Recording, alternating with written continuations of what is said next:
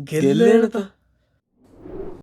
The end of the fast is a time of acceptance of dua. So you should raise your hands to Allah subhanahu wa ta'ala and ask Him. Ask Him for Jannah. Ask Him for Savior from the hellfire. Ask Him for whatever your heart's desire is.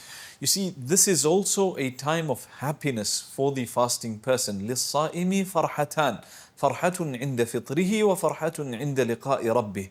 The fasting person, he has two times of happiness. One, when he breaks his fast, and another when he meets his Lord. So this is a time of nearness and closeness to Allah Rabbul Izzati wal Jalal. You've just rendered an act of worship, and now you ask Allah subhanahu wa ta'ala for whatever you want.